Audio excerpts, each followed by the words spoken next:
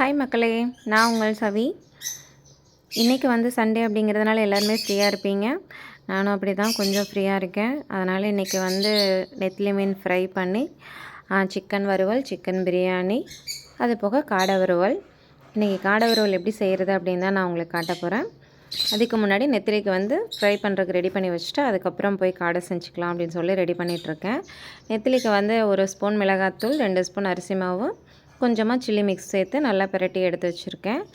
அதுக்கப்புறம் வந்து காடையும் நல்லா கடையிலே கொடுத்து க்ளீன் பண்ணி நல்லா சின்ன சின்னதாக வெட்டி பீஸ் எடுத்துகிட்டு வந்தாச்சு.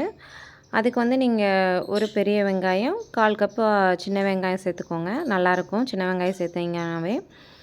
மண் சட்டியில் தான் செய்ய போகிறேன்.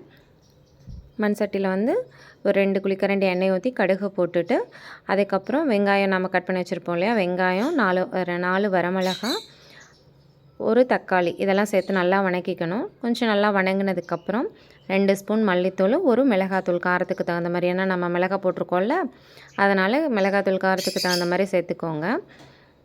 எல்லாம் நல்லா வணங்கி வந்ததுக்கப்புறம் நம்ம காடை உள்ளே சேர்த்துக்கலாம். காடை வந்து சிக்கன் மாதிரியே தான் இருக்கும்.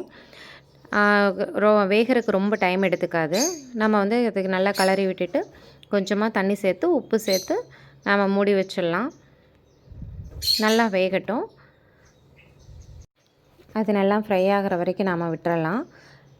இப்போ கொஞ்சம் நல்லா ஃப்ரை ஆகிட்டுருக்கு. நம்ம வந்து அந்த டைமில் வந்து 1 ஸ்பூன் மிளகுத்தூள் சேர்த்தோம்னா இன்னும் கொஞ்சம் நல்லாயிருக்கும். இறக்குறதுக்கு கொஞ்சம் முன்னாடி மிளகுத்தூள் சேர்த்தா நல்லாவே இருக்கும். நீங்களும் கண்டிப்பாக ட்ரை பண்ணி பாருங்கள். காடை மிளகு வறுவல் எப்படி இருக்குது அப்படின்னு கண்டிப்பாக கமெண்ட்டில் சொல்லுங்கள். இன்றைக்கி எங்கள் வீட்டில் வந்து நெத்திலி வறுவல், சில்லி சிக்கன், சிக்கன் பிரியாணி, காடை வறுவல், இதுதான் எங்கள் வீட்டில் இன்றைக்கி லஞ்சு. எங்களோட வீடியோ உங்களுக்கு பிடிச்சிருக்கு அப்படின்னா மறக்காமல் லைக் பண்ணுங்கள், ஷேர் பண்ணுங்கள், சப்ஸ்கிரைப் பண்ணுங்கள். வாங்க சாப்பிட்லாம்.